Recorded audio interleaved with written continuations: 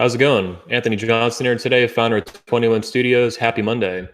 This is a new episode of 21 Live, an infrequent interview series I do with influencers in the manosphere on 21 Studios on YouTube. Holy shit. Sorry, I had some feedback there. Perfect. So today on the show, also known as Bob Lewis, author of the Feminist Lie, a family paralegal for over 10 years, father of two, has been divorced twice and won custody both times. He's also on YouTube at Misandry Today, and I think his website is also misandrytoday.com. Is that right? That's correct. Cool. Welcome to the show, man. Hey, I appreciate it. Thank you. Yeah, God, it's great to be here. I know we talked before on the Red Man group. It was actually a lot of fun. It was great. Yeah, I think it was one of the best episodes. That was about a month ago. You guys watching now on our channel can go on the Red Man Group YouTube channel, check it out. Yeah, it was awesome. I had high expectations reading the book and promoting your book at our conference, but you exceeded that by a long shot. And we'd love to have you back on. Yeah, it sounds like something we definitely need to make happen. Yeah, you also have an interview recently you did with Richard Cooper, right? On Entrepreneurs in Cars. I did. We talked a little bit about divorce and some of the issues with family law. Okay, cool. I'll make sure to put a link to that in the video description after the show, and everybody should go watch that. And I'll put links to also, there's actually a link now to your book on Amazon. So everybody watching throughout the show, if you want his book, which you should, you can buy it right in the description. And then also put a link to your channel too to get everyone over to that. Right on. I appreciate it. So there's a few topics that I want to talk to you about today. We were talking before we went live here about legal issues with new platforms like Gab, Mind, stuff like that. Some videos you're working on. But the main one that really caught my attention when I first talked to you was extended family during the Red Man Group show we did together. You talked about the fall of the extended family, which, you hear about the collapse of the family values, the nuclear family, everything related to that, from feminism to the manosphere to masculinity to, divorce, all that stuff. But I had never heard anyone in the manosphere talk at length about the fall of the extended family like you did. And it really caught my attention on both a professional level, working with, my media company, as well as on a personal level. Not everyone knows this, but a few of the speakers do, that about 2.5 months ago, one of my second cousins, 20 years old, killed himself. And as far as I know, it was over a girl and kind of blue pill lies and blue pill ideas that drive men of any age to depression and actions like that, like killing yourself. In this case, it was a gunshot right in the middle of a football field, he being a 20-year-old star athlete. And he was someone, extended family, obviously, one of my distant cousins. And, like we talked about before the show, I've only met him a few times in my life, and now that opportunity is gone. And we had discussed a little bit about that, but that's in large part why this caught my attention. But specifically and in general, that was not an isolated extreme cases, or the most extreme case of seeing what a lack of family values and a lack of. So I'd like to talk a little bit about that, what your basic ideas are, and why men in the manosphere need to understand this, as opposed to right now where they just don't know much about it, or it's not like a topic focus. Okay. Well, here's the thing. When you talk about extended family, well, let's go a step back. All right.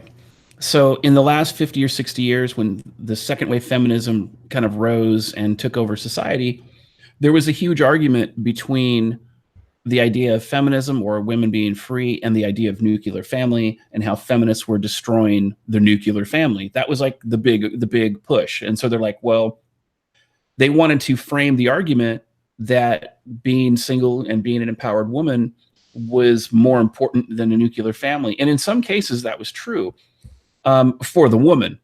However, what they failed to talk about was the extended family, because a lot of times what people don't understand, and I knew this because, like you said in the beginning, I'm a father and a grandfather. Mm-hmm. Your parenting doesn't stop when your son or daughter turns 18. You continue to parent them throughout the phases of their life. The idea of having a tight-knit extended family is that you as a husband and a father, you're going to go through phases with your wife. You're going to go through phases with your children. You're going to go through situations with your children at their school or in the local community, or interacting with the children's friends or the children's friends' family. And as the grandfather will have already gone through many of those things and will be able to provide advice and say, this is what you want to stay away from. This is what you want to absolutely do. Here's something you may want to think about. And we'll give you a level of insight and mentorship through those phases of your life as an adult that only your grandfather or your uncle or the prior generation can give, because they're going to have that institutional memory. And the idea of this nuclear family, the mother and the father don't get that. So I mean, and this is also true for women as well. So if women have a married mother who was married in her 20s or even late teens, and she's been married for 30 years, she's probably going to be able to give a little better advice than a single mom who's been riding the cock carousel until the wheels fell off. Yeah. So and again, aunts and uncles and extended family. The other piece of that is that going to family gatherings, participating in those family events, participating in family functions, that's the cornerstone of our society. And strong families make strong communities.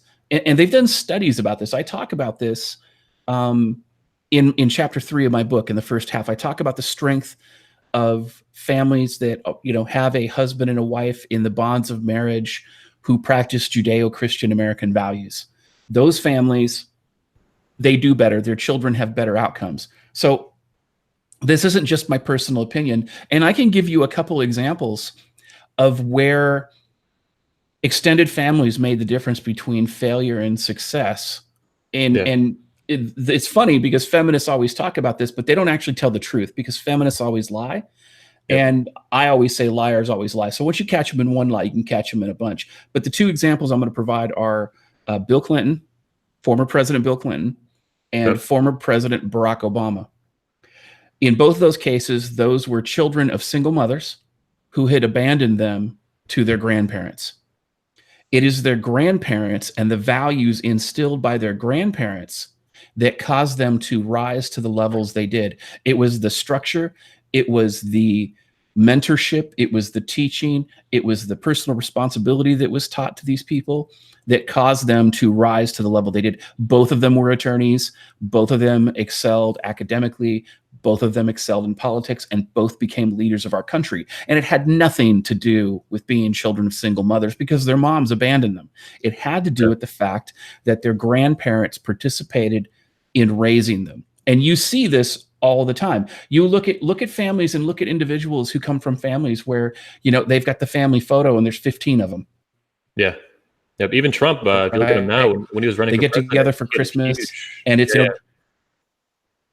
exactly. Hello? And families are and those families are close, and that's what I'm saying. Trump is a perfect example of that. Yeah, your internet was cutting out for a second, but it's back now. Yeah, I've been having some challenges lately. I apologize. That's cool. So I think that when it comes to the extended family, we don't give it any kind of value, and that's the problem. Because again, everybody wants you to talk about the nuclear family, because they once you talk about the nuclear family, now they can have the conversation they want to have. When the reality is, when you're discussing family, you need to include all of it. You need to include the extended family. So because you can't. Let's go ahead. Something's coming to mind here. So basically, by focusing only on the nuclear family, you are omitting the immense importance of extended family, and you're playing on the terms of someone who hates you, feminists, leftists, all that shit. That's kind of what I think where my head was going when I first heard you talk about this. Like, there were hidden things I didn't see. I was like, holy shit, this guy's onto something. I think that's what we're starting to tap into with this. I really like it a lot. Yeah, and I think that it's important to talk about because, again, we're trying to have the conversation we want to have. And like, if you listen to Ben Shapiro is an extremely noted debater. Yeah. And one of the things he says is, don't let the other side reframe your argument. And here, let me give you an example of a reframe. Man A says to man B, I oppose feminism.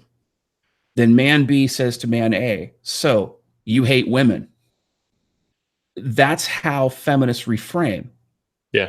Feminism is not a gender. It is an ideology. It's a political ideology. And so to reframe it as though you hate women, now what you've done is you've successfully character attacked that person who disagrees with feminism. You have framed them as a man hater, and you've given yourself and everybody listening an excuse to not listen to them anymore. Yeah, and if you Now, buy into it and say I'm not, I don't. It's not that I don't hate women or some bullshit. You're already buying into it. Someone asked me this the other day on a radio show. I went on, what do you say to people who say you hate women? And I said that's absolute bullshit. I love women. right. Because I knew that if you get into it, if you use the word "not" to like negate what someone's throwing, like bullshit that something's throwing at you, you're buying into their frame exactly like you're saying. You've already lost. Like the minute you respond like that, you have to Exactly. And so I you always have to tell double down people, on it, right? right. And I always say to them, I said, actually, you're not asking the right question. And they're like, well, what is the right question? Well, the right question is, do you hate feminism? And that answer is yes. Yeah, But good. feminism isn't a gender. Feminism is an ideology. And Yeah, I don't hate women. And more importantly, I have 2 daughters. So why would I yeah, oppose feminism and hate women? That makes no sense to me. And once you present it like that, then they understand it and they back off of that argument. And that's an argument that most people don't really know how to make. Well, when you talk about the nuclear family, that's the argument that feminists want you to make. That's the argument that social justice warriors want you to make. So basically, instead, you say, well, we're not talking about just the nuclear family, which is mom, dad, and kids. We need to talk about the extended family as well, because that they play a huge role in raising of children and in not only personal stability, but in familial stability, which in turn creates greater community stability. yeah. Yeah, we in the manosphere, it's common idea that the parent, two parents at the same time is immensely valuable to a child's life. We have never heard anyone put it like you do, that it takes more than two parents to raise a child. Not the village crap that the leftists put. It's not unimportant to have a good community, but the extended family, I think, is huge, and the lack of that's really Well, dangerous. but you see that's where that leftist, village to raise a family bullshit comes from, Yeah. because they even understand that's a reframe as well, When because they, they what they mean understand too that is these. they mean government is what they mean. They're like schools Oh and yeah, teachers and all these other fucking people that don't even know you and aren't blood related to you, and they don't care about you or don't have any no. vested interest in your genetics continuing. Well, the only investment that they have in your genetics is dropping their genetics into it. That's why you see all the child abuse in schools. Damn. Let's just pause on that for a second. You just dropped a bomb. Holy shit. This is fantastic. So something else that came to mind here, hearing you talk about this, is it sounds like by cleverly omitting any discussion and importance placed on extended family, that's yet another way feminists have attacked fathers and men and masculinity and like positive patriarchy. Like literally, I this building families, and it's a very clever way to do it. Oh, I Is agree. that about right? And yeah, and you have to understand that the best way to attack your opponent is to ignore your opponent's existence. So that's what they do. They want you to look over to the right while they're moving to the left. Hmm. Damn. What are some more specific ways that this affects, let's say there's a lot of guys watching this channel in their 20s that have problems with women, can't talk to women, are interested in pickup ideas, red pill ideas, stuff like that. What are the more specific ways this may have affected them that they don't realize? Like in my case, I give the example of my cousin who killed himself, but that's like a really extreme Well, case. let me give an example from a friend of mine's life. Okay, I have a friend of mine. I guess I mean, uh, he has a lot of luck with women. He's definitely a pickup artist type. He goes out and fires and forgets. That's his thing. He's probably 40 years old. He's got one child. He actually planned that child. They went and got in vitro and the whole thing, and he's got a daughter, and he's a good father. But he sat and told me one time, he said, look, he said, I can't have a relationship with a woman. I don't trust them. I'm not going to be loyal to them. And honestly, it's because of my fucked up family. And Damn. his mom and he understood that, because his mom and his dad divorced.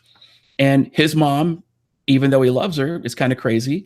And his dad just wasn't having certain things. And so because that family was broken up, that forever prevented him from being able to have a healthy relationship with a woman. And on top of that, because he was raised in a single mother household, when he got into high school early, he like his freshman or sophomore year or something, one of his teachers raped him.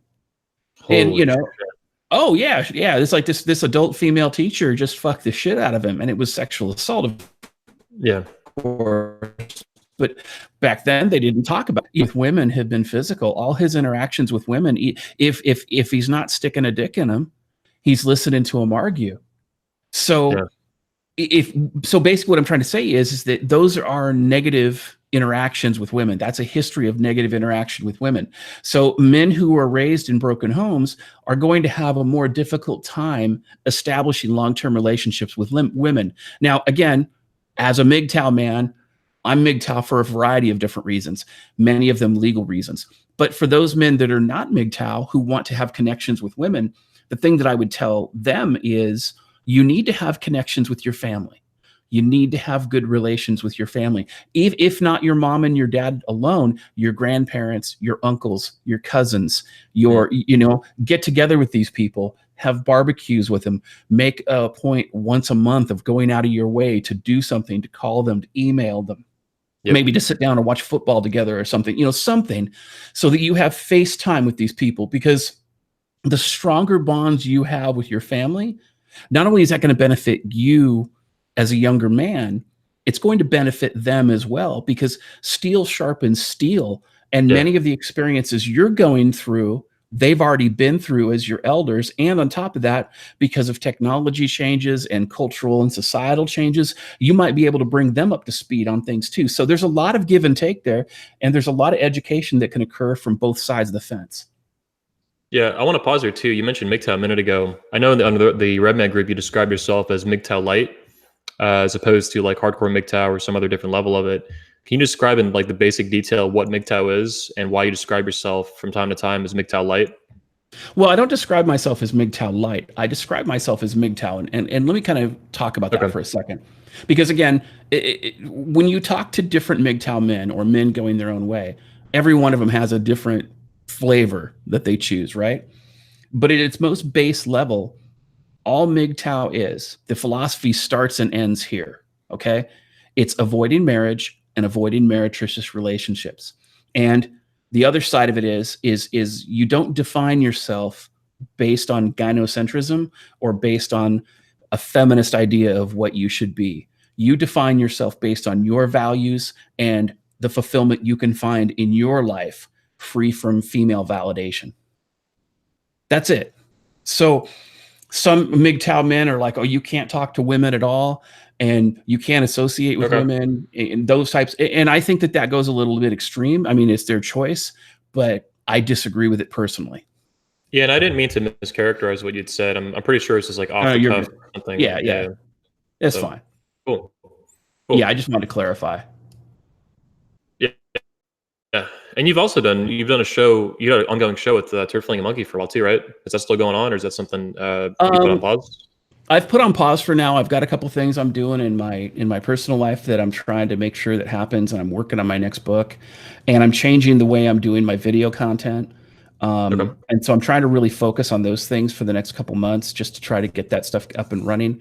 And then as I have time, I usually will either drop into the TFM show on Saturday nights at 7 p.m. Pacific Standard Time, #Shill Alert, or I will jump in on the Turd Flinging Monkey 420 show at 8 a.m. Pacific Standard Time on Wednesday mornings. But when I don't have time for those things, I usually don't jump in. So, but I've been doing a lot more traveling, been doing some things with the family, been doing some things entrepreneurially on my own, not online. And then in addition to writing my book. So I've really been pushing on just a lot of different areas. And I've been pushing in the way I've been making content, because as I learn more about content production, my production time has gone way down. Damn. Yeah, you mentioned you're really amping up video for books, even that. Yeah. You broke up on my end a little bit. I think that's my internet, not yours. Yeah. So I was asking, do you have any? Even you mentioned before the show, you're really amping up video production. I watched. Well, they're going to talk about one in a minute too that you made. I saw it last night. I think it published recently about PayPal, Stripe, new platforms. But I was asking, do you have new books in the works too? A sequel or an update to Feminist Life? I do. The second book that I have, I'm about divorce rape culture, and basically it's a handbook to help men who are going through the divorce process. Maybe they're going through paternity, or maybe they've been falsely accused of either domestic violence or sexual assault. And it's kind of a handbook to kind of help those types of men out so that they can kind of carry it with them, sort of like the Feminist Lie, where the Feminist Lie is written more like a handbook rather than a narrative. And so I'm working on that. That book is kind of developing a little bit more slowly because there's been some developments in it as far as like there are areas I wanted to flesh out. Once I started writing it, I'm like, ooh, I better explain this, and that actually made me change the direction of the book. So my production on that particular book is going to take a little bit longer, but I mean, it's coming along pretty well considering the type of content that's being covered. Yeah, I'm looking forward to that one. I think there'll be a big hit in the Me Too era of getting fucked in the ass in court and all this bullshit. I actually was looking for a book here a minute ago while you were talking. Have you ever heard of a book called Broken, The Rise of Radical Feminism? I have not. Yeah, it's one conference alongside yours. I was going to ask you what your thoughts were on it. I'll send you a link after the show. It's a shorter version of your book. It's not like a handbook. It's more so focusing on the rise of like really radical feminism, the modern shit, and how that's aligned itself with like pretty interesting. And I'd like to know what you think about it in the future. Well, I can tell you this, that when it comes to second wave feminism, many of those feminists, like forebearers of current feminism, almost every one of them were communists and socialists. So, I mean, when you talk about rad fems, there were many feminist movements in the 60s and the 70s that were actually communist organizations. I even actually went into one of them in my book in chapter 2. Okay. Damn. So, go ahead. Okay, there. Yeah, I was going to say, let's switch topics a little bit. You put out a video recently on Subscribestar, PayPal, Stripe, Gab, Minds, basically new platforms getting deplatformed by payment processors. And that was I wanted to talk about that a little bit because you did a video on why these companies aren't getting sued. They should be. Not these companies, but the payment processors specifically. Well, I think the big issue with a lot of payment processors is that they do not want bad optics for people they do business with, right? And in some cases, like when it comes to money laundering for drug dealers and things like that, they definitely don't want to do business with them because they don't want the government coming in and shutting them down. Well, yeah, of course. The problem is that you have advocates like the Southern Poverty Law Center who contact these payment processors and publicly pressure them into stopping to do business with organizations the Southern Poverty Law Center disagrees with. Now, and just so we're clear, the Southern Poverty Law Center has admitted that its hate groups and the groups that it labels as extremists, they're not labeled as such because of illegal activity or discriminatory activity or anything else. They admit the reason they target these people is because of ideological disagreement alone.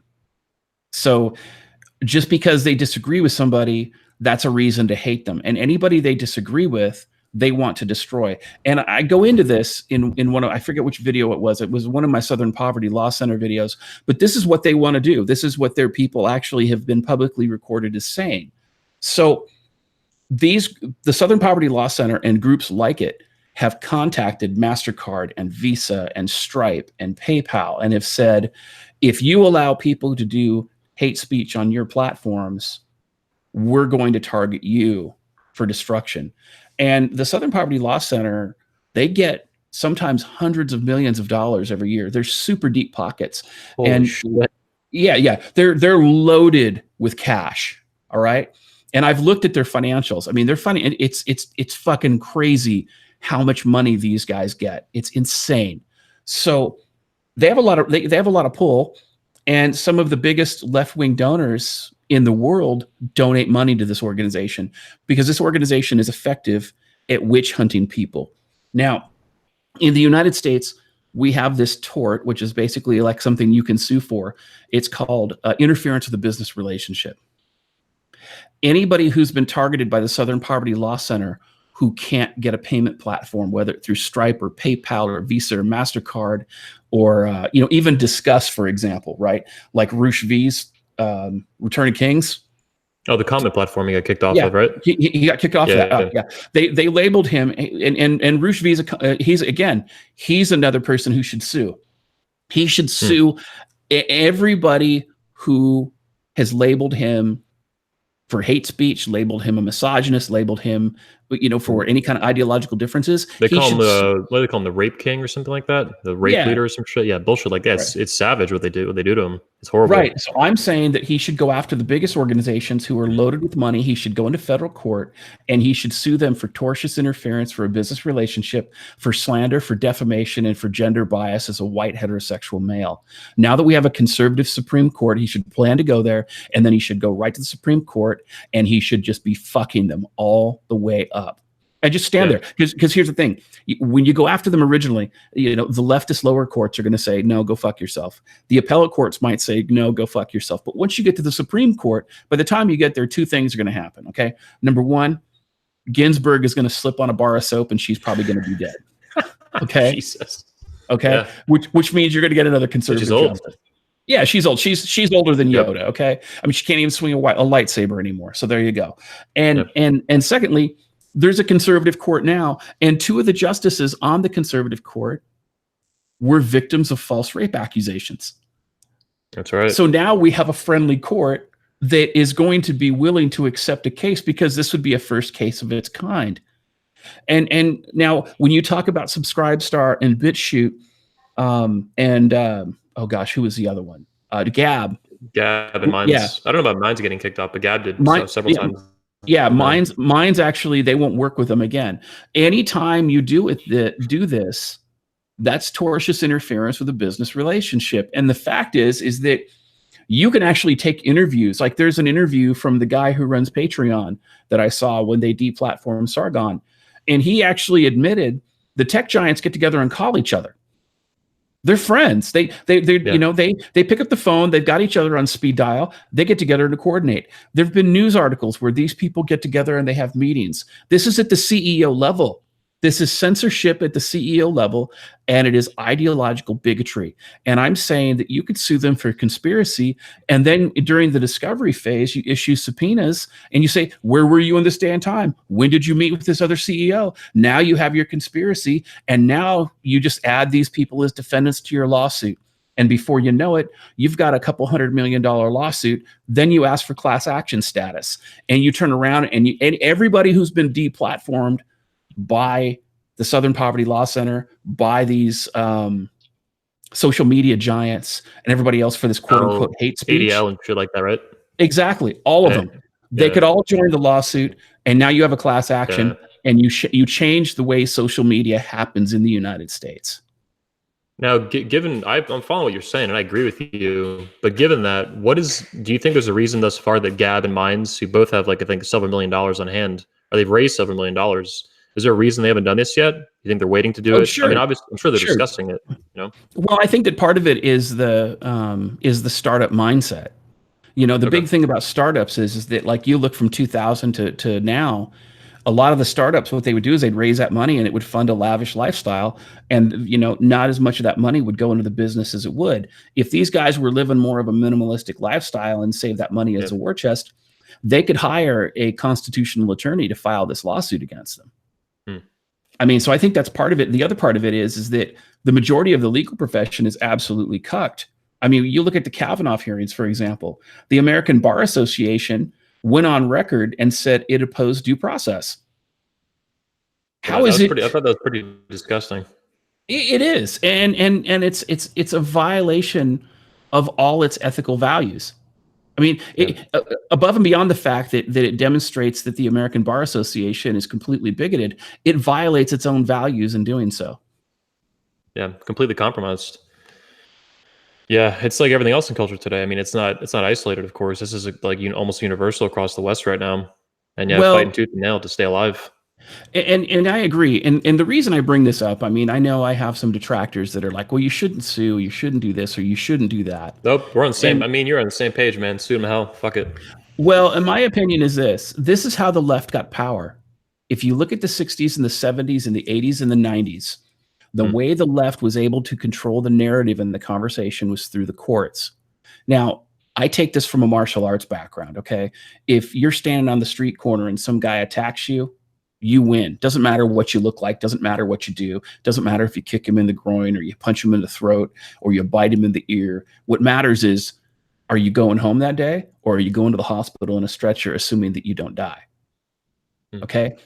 Just because somebody is unwilling to use a sword doesn't mean that they cannot die by one. And so when you have an opponent who wants to destroy you, destroy your identity, and destroy everything about you, you use all the tools at your disposal. And on top of that, if their tools work, you might as well use their tools against them. Using these lawsuits to defend free speech rights, using these lawsuits to fight back against socialist and communist bigotry, that's the tool they've been using for decades. They're afraid to use that tool now because the Supreme Court no longer sides with them. We are ushered into a new era. With the Trump presidency, we have, for the first time, I think in like 34 years, we have a conservative Supreme Court. That's huge. So, and people don't understand how important that is. We need to get as many lawsuits in front of this new Supreme Court as we can so that we can change the culture back to traditional American values. Yeah. Now, you mentioned Donald Trump. I haven't actually seen you do any content or videos on him before. Let's talk about him a little bit. What are your basic thoughts on him from a MGTOW perspective, or from a man's perspective today in the manosphere? I don't think he's a true conservative, and that's okay. But I think that we dodged a huge bullet by electing him, and I think that's a Yeah. good thing. I know that he cares about the country. I know that, I mean, and you can see it in what he does. But the nice thing that I like about him is he plays 4D chess. I like him because he does what I do. He walks up, he rolls a grenade into the tent, and then he waits for everybody to run out and lose their shit. And then he's like, "Hey, I've been waiting on you. What's going on there, buddy?" I like that in your face sort of confrontation style. Like when he invited Nancy Pelosi and I think it was Schumer into the White House to have a conversation about like the border wall and everything, and he invited the news there and didn't tell them. They lost their shit. Yeah, that was what, last week, I think. Yeah, I saw that. Yeah. That was right there. That's like grandmaster level trolling. It's awesome. And nobody knows what to do with him. They're like, "You're not playing politics as usual," and he's like, "Yeah, because you guys are cucks." What? I mean, it's hilarious. Yeah, I actually noticed, you probably saw this too a few months ago. I think it was during the Kavanaugh series, or the hearings and stuff. He went on camera in front of the White House and he said, "It's a dangerous time in this country to be a young man," or something. He used the words "young men" specifically, or "young man," and it caught my attention immediately because I was like, I can't remember the last time. I'm 30 years old. I can't remember the last time a sitting U.S. president spoke positively and in defense of young men as a demographic. It's all just been bullshit since Reagan, at least, for that demographic. And I'm one of them, even at 30. So that was something that caught my attention. I don't know if you saw that as well. Well, yeah, and I think that the other piece of it is that the Me Too movement woke a lot of men up. And I think it woke up a lot of feminist men, which is why you're seeing the walk away movement. As a MGTOW content creator, one of the things that I look at is, how do I support men? How do I help men? How do I educate men? How do I red pill men? At least those who are ready. Okay, once these men are red pilled, how do I teach them to protect themselves? And the best way for me to do that is to educate them. So I'll talk about the Southern Poverty Law Center because they fund feminist bigots who go after men. Okay. I do talk about the misuse of taxpayer dollars because not only does that hurt men, it hurts everybody. Because even women who are breadwinners are having their money stolen to discriminate against men. So when these women want to go out and get married, or they want to go out and have a relationship, and these men tell them to go fuck themselves, now they know why. So this is a problem that affects everybody, and it has disastrous consequences for our society. And being able to educate people about this so that they can make a decision, or at least an informed decision of whether or not to do something about it, I think is important. Yeah, fuck yeah. Let's move on to another topic here we talked about before the show. So you mentioned a concept that you want to, if I'm interpreting it right, use your platform and what you're doing to fight enemies of men, enemies of man. Yeah. And one of the ways I see that is I see, for example, the MGTOW community as a distinct tribe in the manosphere that's operating parallel in a POC community, as well as the men's rights community, as well as the pickup artist community. That one's kind of like, falling apart at this point. But the red pill is pretty like really popular at this point.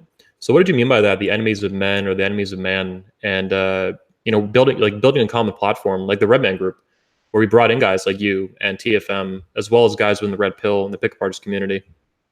Well, I think that what we need to do as men is we need to focus on where we agree. In other words, what is our common ground? Once we've determined what our common ground is and we've created a dialogue, now we can actually have civil disagreement because we come from a level of mutual respect. Because the idea is this: truth is the product of steel sharpening steel. So the only way we as men become better is not necessarily through competition, but through basically sending our ideas through a crucible of debate. So in other words, if you challenge my ideas, or if the Red Man Groups challenges my ideas as MGTOW, now I have to defend them. And in defending those ideas, I can determine whether or not those ideas are viable, or they're the truth, or there's something else. And the Red Man Group, or any individual who chooses to challenge me on my MGTOW views, maybe they gain something from that as well. And their ideas and their belief systems and their positions are challenged as well. This is what I mean by steel sharpening steel. So we don't necessarily always have to agree all the time, but in the areas where we disagree, we should still be able to engage in dialogue and challenge each other's ideas from a position of mutual respect where possible.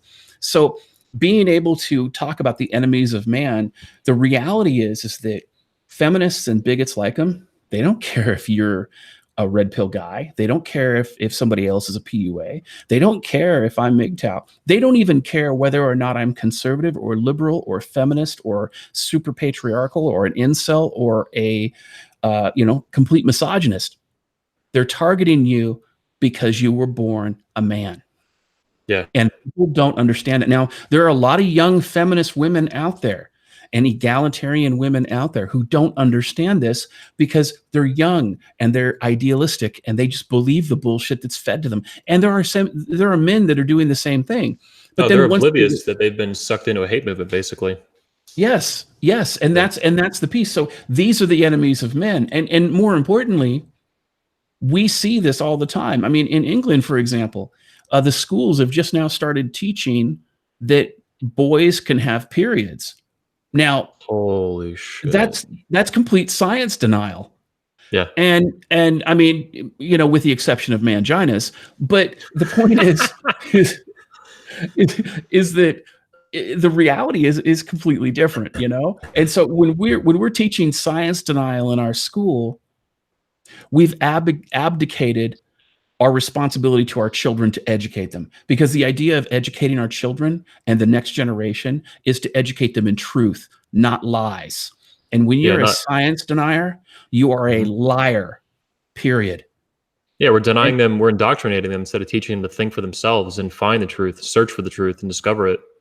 Yeah. Oh yeah. I read another story, and again, this is nothing against the trans community, but I read another story recently where Oregon, the state welfare system in Oregon, is paying for trans surgery. Okay. This is a story that I read. It was about 9 different trans individuals who underwent the gender reassignment surgery. And you know what did not happen? Well, wait, is that how you became a transgender masculine presenting lesbian? No, that's a social construct. Sorry to interrupt. No, but let me ask you the question though, since you brought that up. Yeah. What is the difference between a masculine presenting transgender lesbian and a heterosexual male? Online personas. And there it is. Yeah. But there's no difference in action. Yeah. So, but anyway, back to the transgender thing. So these 9 guys went to go have their gender reassignment surgery, and you know what they told the person interviewing them? What? Not a single one went through a psych eval. Not a single one got any kind of psychological testing of any kind to determine whether or not being transgender was right for them. And many psychiatrists today still view it as a mental disorder, right? Or they used to, at least. With the DSM-4, it was considered a mental health issue. With the DSM-5, it is not any longer. There's certain occasions in which it is, but they're trying to limit the definition because they're pushing for trans acceptance. But the other side of that is that these 9 guys, after they went through the transgender surgery, every one of them had negative side effects because the person doing the surgery didn't know what the fuck they were doing. And so every one of these people now have permanent damage as a result of this surgery. The point I'm trying to make is that they're so busy pushing transgender ideology onto everybody that anytime somebody says, hey, I think I might not be a male, or they question their sexual identity, right? They just drag them kicking and screaming to gender reassignment surgery or to hormone therapy or to everything else. These are the enemies of man. Yeah. Yeah, they're not even doing basic due diligence, it sounds like. Not even those basic, like, is this person even mentally healthy? Well, shit. Well, I mean, that should be part of the Hippocratic Oath, right? I mean, that's the Hippocratic Oath for doctors and physicians is to, do no harm. And yet, how can you say that you're doing no harm when the reality is that you never even measured the harm? That's like seeing some guy who walks into ER and you see that they're having stomach pain and you're like, oh, you're having a heart attack. And you didn't run any tests. So now you're doing open heart surgery on somebody and maybe, he has irritable bowel syndrome. Yeah. We just roll the question, Rollo. Say it again. He said, ask DD Aussie is in the chat. Hello? Yeah, my internet's breaking up a little bit. I apologize. Go on. Okay. So Rollo Tomasi asked a chat question a minute ago. He said, ask DDJ about the drag queen 10-year-old working at a gay club now. I think this is in New York City recently. A couple days ago, I saw an article on this. I don't know if you're familiar with it. All right. Let me address that real quick, okay? I'm going to address this from a family law perspective. All right. How old do you have to be as a child to consent for sex? This is not a rhetorical question. In most of America, I would imagine it's 18 state. I know in Florida, for example, you can be like 15 and you can consent, I think, up to someone who's like 23 or something like that. Okay. Right. But my point is that, okay, so you have to be over the age of 10, right? Yeah, world, I think it's 10. Maybe Mexico. No, Mexico is 12 in 2 counties. How old do you have to be to consume alcohol in the United States? 21. Okay. How old do you have to be to vote in the United States? 18. How old do you have to be in the United States to be considered an adult? 18. So why the fuck would we allow somebody to make a decision on their own when they are not legally responsible for any actions that they have, let alone changing their fucking gender? Let's just be real about this for a second, okay? If you can't vote, you can't buy alcohol, you can't even consent to sex, but yet you're supposed to be able to make a decision about your gender. They can't even buy tobacco. Like they can't even go to the fucking gas station and buy like, exactly, alcohol, or even something like tobacco or porn. Exactly. They're not responsible. That's the point. In fact, if you take a teacher and a student, right? And the teacher has sex with the student, even if the student is of the age of consent, that is still considered sexual assault in every state in the country. Yet we have these children who are being groomed, because I'll tell you what, the behaviors that they're doing to indoctrinate these trans children are the same behaviors that child abusers use to groom children to be sexually assaulted. They are the same exact techniques. And if you listen to the transgender people, especially, I think one of the guys who did the transgender story hour, the drag queen story hour, he actually admitted his goal was to groom children. So that should tell you everything that you need to know. And the American College of Pediatricians has actually spoken out against grooming children with trans ideology. This is a top-down function. Let me take this a step further for a second. And again, if you're trans and you're listening to this, I have nothing against you. But when you're talking about children, this is a horse of a different color. Let's talk about trans ideology for a second. Here are some facts. Between 4,000 and 5,000 people in the United States have undergone gender reassignment surgery.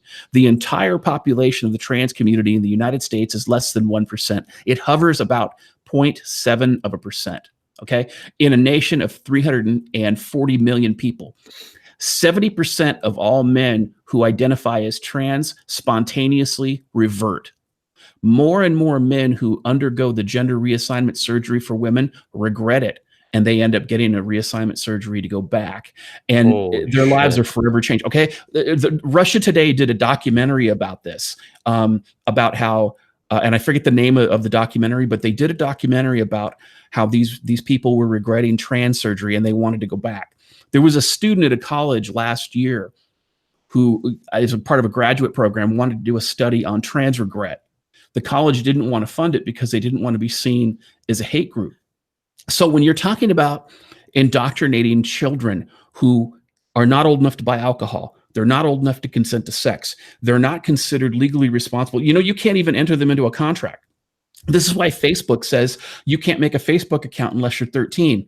And if you're a minor, you can't like buy a car or get a loan or anything like that because you're not legally responsible. So basically what they're trying to say is that people who are not legally responsible for any decisions in life are supposed to be able to determine whether or not they're male or female. Especially, go ahead. The narrative, crazy ass narrative they're building, right? Yeah. And here's the thing. Yeah. And again, I don't have a problem with trans individuals. I've actually had some friends who were trans, but I disagree with the ideology because there's no biological support for it. There's no biological support in the history of biology and the history of the world that says that mammals can change gender. If you could show me the science that shows that mammals can switch from male to female, to biological male to biological female, I'd support you. But right now, it just looks like science denial. Yeah. You know, it also reminds me of it. I know they're different issues, obviously, so this is not the same thing, but it's something that seems to be happening in parallel, to at least a minimal degree. I've seen articles pushing pedophilia as like a sexual orientation or something like that. I think that's a major websites too, like Salon or something like that. But it's the clown world Orwellian shithole stuff that we see like going on around, you know, anything to do with like gender norms, DNA, science, like basic shit like that. Do you have any thoughts on that? Yeah, I think that the best way to fuck a pedophile is with a 7.62 round. Okay, good, great. Yeah, we're on the same pitch. Yeah. You know, I have two children that were sexually assaulted in the home of their mom for 5 years by a pedophile. And you will never see me support that, because the thing is that humans are the only social animals that don't kill or exile those that prey upon their young. And anybody who lionizes pedophilia as anything other than a mental disorder and a predatory instinct is a problem. And I'm separating the two, because some pedophiles recognize they're pedophiles and want to go get help. Great, go get help. Stay the fuck away from kids. Yeah, you know, it's like alcoholics. Alcoholics should stay away from alcohol, right? Pedophiles should stay away from children. It's the same thing. And pedophiles who commit the crimes, I think. I mean, if you listen, you go into any county of a reasonably sized population in the United States, okay? Whether it's Seattle, LA, New York, Miami, you know, and not Hobunk towns, but like, you know, reasonably sized towns, reasonably sized counties. Go to the sheriff's department's website and look on the sex offender list. You're going to find sex offenders everywhere. And many of them are pedophiles. And this catch and release bullshit has to stop. I'll tell you, you want to stop pedophilia? Let some of them get the death sentence, and watch how quickly pedophilia goes away. And I would also familiar with it, but there's a story. I don't know if it's a story, but I've seen Dr. Robert Hare, a researcher on psychopathy. The Eskimos, even 100 years ago, when they had issues like this in their tribes, you know, up and wherever they were at, they would kill people like this. They wouldn't. So would Native Americans in the United States. Yeah, exactly. Yeah. Any kind of behavior that was like super predatory like this, they'd instantly just kill the guy. They wouldn't like debate it. It wouldn't be like, I mean, assuming they figured it was true, they'd just kill the guy. There was no, any kind of this like catch and release shit. Right. Well, and that's the thing though, is that what's even worse today is that now we have a culture of false allegations. And in my book, in chapter 5, I talk about how false allegations get people killed. I mean, we still have to have our rule of law. We still have to have our due process, because we got to make sure we're killing the right person. But once we absolutely know that this is the right person, you know, we shouldn't wait 15 years to put them down. Yeah. Yeah, I think that's one of the most disgusting things you don't even see talked about very much with Me Too movement is false allegations that delegitimize real accusations of rape, domestic violence, all kinds of shit like that. I've seen a lot of that in my life that I haven't talked about publicly too much. particularly domestic violence stuff. And every time I see, people make this bullshit up, or it's like these half truths exaggerated, it's really fucking aggravating. Because both Well, men and women that have been through this, it delegitimizes real cases of it, and those are the people who really need fucking help. and that's the thing that frustrates me the most about it, because you see, my experience has been that they focus on these fake allegations so much. And again, my children were victims, right? My son and my daughter, and nobody wanted to believe them, and they didn't want to believe them because they didn't want to believe me, because I was their father. If their mom had made the allegation, it would have been fine, but it was her boyfriend that was doing the deed. And Yeah. so, but that's the challenge that we have, is that real victims actually get victimized even worse. And they say that a pedophile who isn't caught ends up, over the course of their lifetime, on average, raping over 200 kids. Holy shit. Okay. Yeah. So this is the magnitude of the problem that we're talking about. So this idea that and again, this is one of the dark elements of our country we don't talk about. There's a guy, I want to say he's either in Texas or California. I don't remember where he's at. He's in his 90s, and he's in prison, and he's probably the most prolific serial killer the United States has ever known. And he is admitted to 94 murders. This is recent. Yeah. And he's getting ready to die. And he's telling everybody about all these murders that he's done. And he's way worse than the Green River Killer. How many more of these people are out there?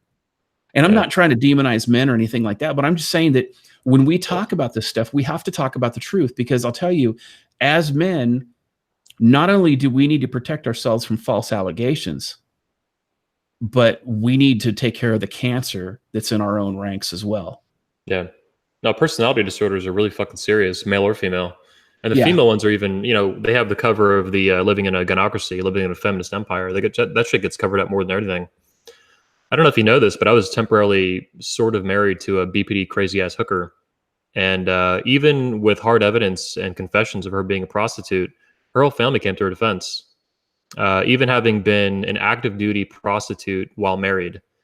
And that's like, and even people on the internet that have heard about this and seen, like I did a video on it, that have seen it, came to her defense, these white knights and shit. Even in the most one of the most, I mean, it's definitely worse, but one of the most extreme circumstances of just like really, really shitty, immoral, vicious behavior, being a prostitute while married, like literally hooking with a wedding ring on.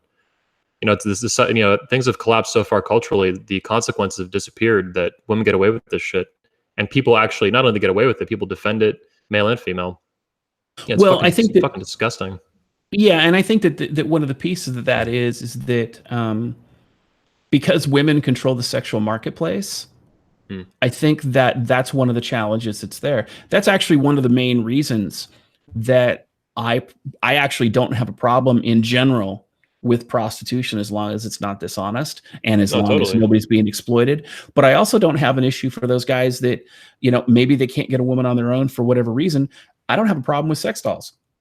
Because I'll tell you what, the more men get their sexual needs satisfied, the less drama we have in society.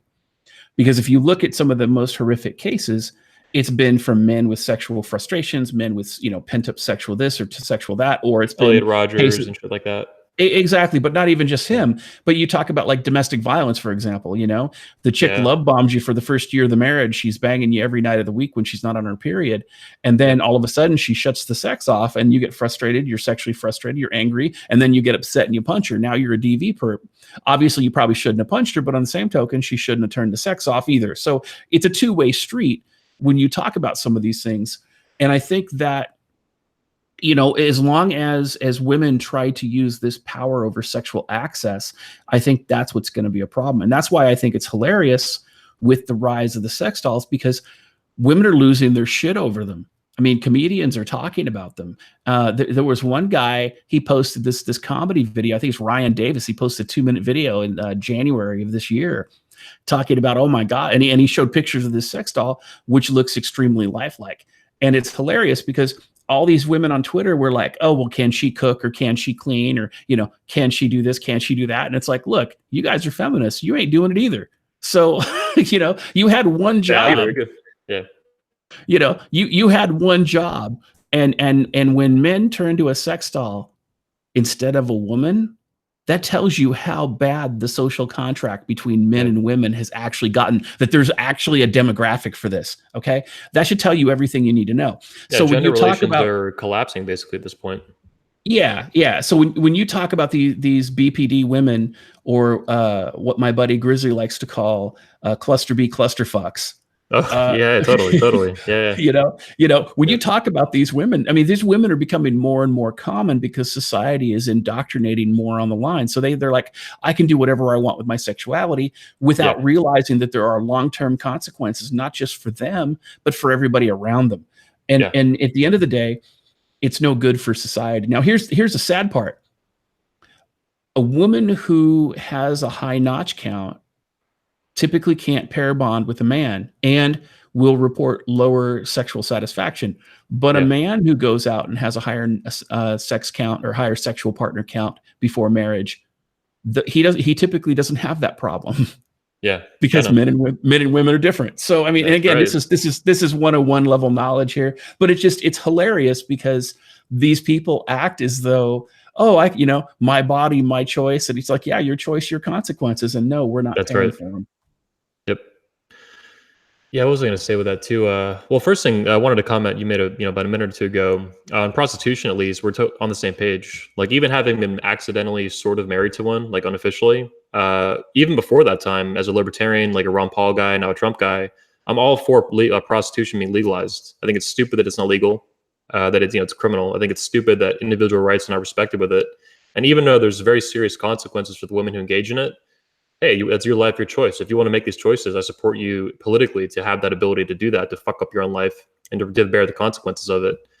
Women, of course, are experts, especially now in modern culture, at avoiding consequences. Also, I agree with you 100%. It's one-on-one knowledge, but guys need to hear it. But yeah, men who go out and bang a lot of pussy, they can be just fine pair bonding. But women, I've never seen a woman in my life. I've done like 7,000 cold approaches, and now I didn't get to know each and every one of 7,000 of those women. I've never seen a woman or even fucking heard of a woman who's maintained an ability to pair bond after going out and riding the cock carousel. Like you just don't fucking hear about it. I'm sure there's outliers where it happens, but it's so fucking rare. It's got to be less than 1% of women that are able to do that for whatever reason. Maybe they're autistic or something like that. Who knows? Yeah, and the other thing is that a lot of these women who do this type of thing, they're consequence adverse. So in other words, they don't consider the consequences. So it's like, and the sad part about this, and I think I talked about this in the first Red Man group, but I go into this in my book as well about one of the issues that women go through. I think it's in chapter 8 about the how feminism hurts women. And that is that, women raised in single parent households become sexually active at an earlier age. And how some kids, they get depressed and they like cut their wrists or, they're cutters or they mutilate their body.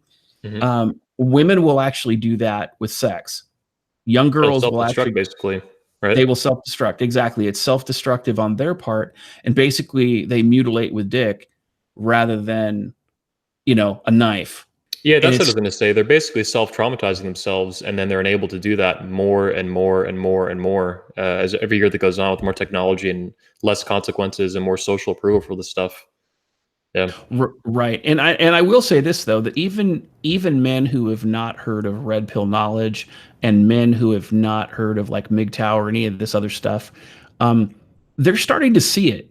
Like they're staying away from these women, or they're friends with them, or these women will brag about their exploits and these men are like, okay. And then the woman will try to come on to them and the guys are like, yeah, that would be great to have sex with you, but I got a Christmas party I got to go to. But it's March. Yeah, it's Christmas somewhere in the universe. I got to go. Bye. So it's one of those scenarios where, I mean, guys are waking up to some of this stuff and they need to understand that, there are threats there, especially with the Me Too generation. Yeah. Yeah. 100%. Damn, this has been awesome, man, having you on. It's I feel like the longer we go, the more meat we get into with this stuff. It is 4:09, so we got a few minutes left before we got to wrap up. I want to actually refocus now back on my original interest in having you on, my main one anyway, out of several we could go over, and we have gone over. But let's kind of circle back to extended family. What are some more in-depth points you think men need to understand that are watching this, that are into MGTOW, that are into Red Pill, that are into P-Way, or whatever they have going on? Points maybe that they could utilize or at minimum just need to understand, like what's going on with that right now, extended family. I think for the happening. younger guys, I think that one of the things that they should consider is this. When guys walk into a situation, especially, alpha guys or guys who are A-type personality or guys that have that executive mindset, right? They walk Driven. into it driven, exactly. They'll walk into an area and they won't understand something and they'll think there's something wrong with whatever the circumstances they walked into is, rather than considering that they themselves are ignorant. So if they see something they don't understand, they're like, oh, there's a problem here. Well, the problem is sometimes is that they don't understand. It's not that there's a problem with the situation. The problem is their comprehension level. And that comes from the idea that we as men, especially A-type personalities, and I myself have been guilty of this, is that you walk into a situation, you'll think you'll understand what's going on, and you really fucking don't. Yep. So I say to guys all the time, you don't believe anything you hear, and you only believe half of what you see, Hmm. because what you see, you might be seeing out of context. And when you look at a set of situations or you look at a set of circumstances, always be open to the idea that maybe you're not looking at it correctly or you're more ignorant than you think you are. And this is especially important when you're talking about the extended family. You're going to have uncles, you're going to have fathers and grandfathers and older men from prior generations. And they're going to do things and they may not be skilled communicators. And so you need to watch them and study them and see what they do, and then eventually ask them why they do it the way they do, so that you can understand that maybe in their set of circumstances, this is the right way to do things. Or maybe they made a mistake down the line, and this is why they do it the way they do. And even though it may seem counterintuitive, you might find it's the right way to do things if you're willing to learn from your elders. The reason that Yeah. they're older than you is because they survived more shit. I was just gonna Um, say that. Yeah, the fact that they're older at all means they haven't fucking died yet. So there's a Yeah, lot there. exactly. Now, and again, I'm not saying that we should always defer to people based on age. I'm saying that we should be willing to learn, because everybody has something to teach, even if it's to avoid the wrong way of doing something. Yeah. And especially with your extended family, the thing about family is this: we always want our children and our grandchildren to be better off than we were. Hmm. So, and that's the same that's true with our father, our uncles, our aunts, our mother, our grandmothers, and yeah, some of them might be cluster B, cluster fucks when it comes to the women. And maybe some of the men are alcoholics or whatever, Yeah. but catch them when they're not. Catch them when they've got that sane moment, or, when something else is going on. But just be available, because again, you have to understand there's going to be a generational gap. The more you have that face time, the more you demonstrate that investment, the more they will open up to you. Because if you can build those bridges that have been maybe destroyed, or maybe, because life happens and you move away from your folks and you don't get a chance to talk to them as much, these people still miss you. You still miss them. And you're going to find that as men going through life, you're going to be happy having those family connections with your family, and you won't feel lonely in avoiding marriage. So this idea of socially isolating yourself from everybody, that's a mistake. We all need connections. Humans are social animals. So having those family connections are important, and saying to your mom or your dad or your aunt or your uncle, look, we disagree on this, but I agree with you on these other things, and this relationship is important to me. Let's just not talk about that, and let's agree not to talk about that and move on with the rest of it. And you may find they're like, shit, that sounds like a great idea. Next thing you guys know is, you're having a beer and you're watching the game and everything's fine. Hmm. Yeah, what comes to mind too, hearing you say this, is that young men are either going to learn this the hard way or the easy way. They can learn it the easy way by listening to speakers like you and from the convention and stuff like that in the Red Man group, or they can learn it the hard way. And that could be, like family court stuff, divorce, knocking chicks up, cluster B, cluster fucks. I've been through that. So have several guys in the Red Man group. So yeah, for anybody younger than myself, I'm not that old yet at 30, but I was 20 not that long ago, and it is hard to listen at that age to older men, especially now when all the propaganda you're being fed about toxic masculinity and all that bullshit. You're learning the easy way or the hard way. I mean, it's up to you how you want to learn. Exactly. And the other thing I would say is this: is, trust but verify. In other words, do Yeah, your yeah, yeah. homework and take the ownership to learn for yourself. Because again, something that one guy does may not work for you because you have a different set of circumstances. So, it's like what carpenters say. If you listen to a journeyman carpenter, they'll tell you first and foremost, There are at least 6 different ways to build a house correctly, and nobody has the perfect way to build a house because you're always going to have to build it differently based on circumstances. Life is the same way. Wisdom when it comes to men is the same way.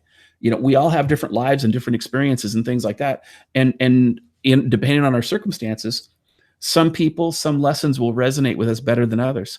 And so, even if we don't resonate with one person, that's why there's more than one person out there. That's why you guys have the Red Man group, because maybe Rollo might be able to connect to somebody that you can't, or maybe they'll connect with you, or maybe they can't connect to Rollo. And that's okay, because we all have those personalities and those differences based on our life experience, where we will connect with one person easier than another. Yeah. And that's okay. You might appreciate this quite a bit. I was thinking the other day about my conference, the 21 convention. I've done it 15 times now. And something that I was thinking about that I don't think a lot of people realize, a lot of men, is that every time I bring a speaker on that stage, usually, or every time or almost every time, somewhere between like 99, 100% of the time, I'm bringing that guy up there because I believe firmly. I mean, 100% of the time I need to believe it. Whether or not that pans out long term, that's a different story. Life goes on, a lot of shit going on, or shit happens. But I've realized that every time I bring a speaker on the stage in my conference, there's a level of humility with it, like humbleness, real humbleness, not this bullshit that you hear now from like the left and shit like that, all the SJW crap. A real humility to it, because I'm admitting that this person knows more about me in some part of life, and I actively want to learn from them as an individual, to the point that I'm not only want to learn from them as an individual, but I'm going to build a stage for them, put them on that stage, record it, and then bullhorn broadcast it out to the world, to as many millions of people as I can. Roll is an example of that, Richard Cooper, all these guys. They know things I don't, and that can be because they're older than me, or they're more intelligent than me. They've had different experiences than me. They know something I suspect strongly that I don't. I don't want to capture that on the stage, on a platform, with an audience present, video, cameras, all that shit. I don't think people realize that I don't know everything. That's the reason. And monologue. Fair enough. Came to that. Yeah. Cool. Yeah. So my internet access was taking a shit briefly too, so I apologize. But yeah, no, I think that it's important that you say that, because again, steel sharpens steel. We all have expertises, and we all have, like I said, something to contribute.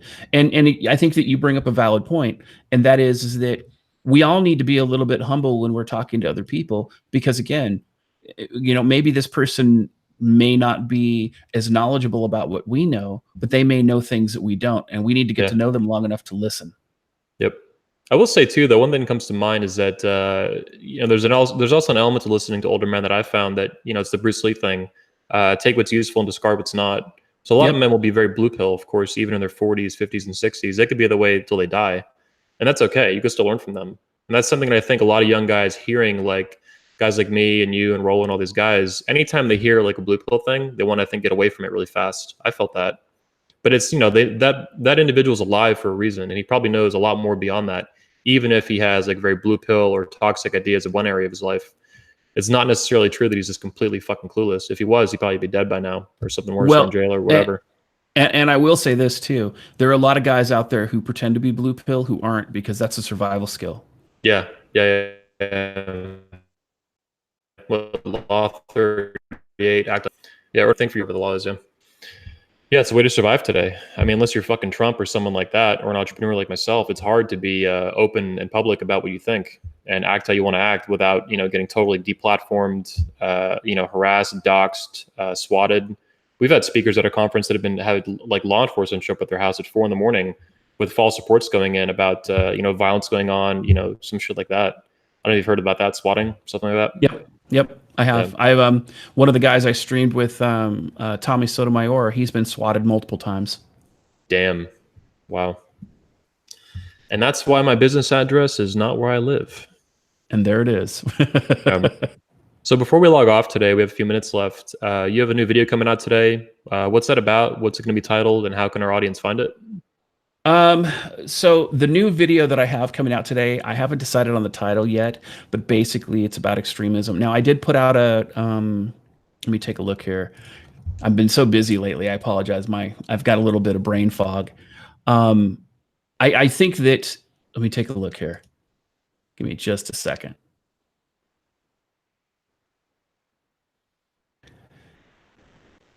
In the meantime, for those of you watching the show, there's 176 of you. All of you need to smash the like button ASAP. Shit like a Hollywood marriage. Just totally wreck it. Super chats are appreciated, and definitely check out the links in the description of this video for your all natural magic soap, tactical soap, channel sponsor. You can also get DDJ's book, The Feminist Lie, on Amazon. There's a link right there at the top, and then also there's a bunch of other links you can go out check out throughout the description there. All right, so the video that I put out this morning, and again, I apologize, I had a little bit of brain fog there. Like I said, it's been a busy last few days, is entitled U.S. Taxpayers Fund Feminism, Crime, Racism, and the Overthrow of Government. And I go in and I demonstrate some examples of exactly how our tax dollars are being used as Americans and why we shouldn't allow it to happen. And so this push on kind of like this angle that my channel is taking, I'm basically talking about, again, the enemies of man, the enemies of men in general, and what we can do to stop the bleeding. Because feminism cannot succeed without the welfare state, and it cannot succeed without looting taxpayer dollars, because they know it's a failed ideology. That's why it needs welfare money, because it can't survive on its own. It's a parasite. That's to be propped up. Yeah, it's a parasite. Yeah. So that's what's going on there. And that video came out just a few hours ago. I'll be putting out another one tonight. And then on Jack Green's channel later this evening at, I believe, at 10 p.m. Eastern Standard Time, I am going to be debating a individual about MGTOW philosophy. So that should be entertaining. Nice. Sounds good. Question as well. I know Patreon is obviously not everyone's favorite right now for good fucking reason. But where can our fans go if they want to support your work beyond just buying the book? Is Patreon still good? Are you planning to Patreon? Yeah, Patreon's is still good until they kick me off. If you're a little bit leery about Patreon, I actually have a Twitch channel. If you've got Amazon Prime, you can subscribe to me at Misandry today at twitch.com. And I actually get half that subscription. So, you know, if you follow me, yeah, so basically if you subscribe to me, it's like $4.99, but if you have Amazon Prime, it's free. So it's free to you, and I get half that $4.99 from it. So that's a good way to support the channel and not have to come out of pocket to do so if you want to avoid Patreon. I'm hoping Subscribestar is going to come back online. And then, of course, I do occasionally get AdSense on my videos. So if you watch the videos, watch the ads that are on the videos occasionally when they show up, when I'm not being demonetized. That helps as well. Dude, I got Amazon Prime. First thing I'll do after the show is go subscribe to your, do the same to Amazon Prime. Absolutely. Support this guy. I think with that, unless there's any last words, I'm going to wrap up the broadcast today. Appreciate everybody watching live. Much appreciated. All the support you guys give to him, go ahead and do that. You should. There is a war on men in this country and a war on masculinity, and you have to fight back. Supporting guys like 21 Studios, the Red Man Group, and DDJ are a way to do that, are a fantastic way to do that. And if you don't, who knows where this country will be 10, 20 years from now. I'd like it to be in a positive place myself, so let's keep fighting, keep going. DDJ, appreciate you having you on, man, big time. I'd love to have you on again, especially the Red Man Group on that channel, and also here we could do something again in the future. And like I discussed, I'd love to have you at the convention someday if you want to come out in person. I know there's obviously risk to that, and you know, it's a big decision for you. But I'd love to have you speak at the event if you want to do it somehow. Yeah, like I said, that'll be something that I consider down the road. But I definitely want to, you know, hang out with you again here on 21 Studios, and I would definitely look forward to the opportunity to chat again on Red Man Group. Everybody there was a blast. Yeah, it was awesome. We'll get you back on for sure. Maybe this weekend, if not the following for sure. Sounds good. If you're available. All right, we could stay in the private chat here. I'm gonna end the broadcast. Everyone, thanks for watching the video. Smash that like button and buy his book and support his channel. Watch his show tonight as well on Jack Green's channel, you said? 10 p.m.? I'll be posting that on Gab, so the link will be there so people can know where to go. Cool. Sounds good. I'm on the broadcast. Everybody else, talk to you later.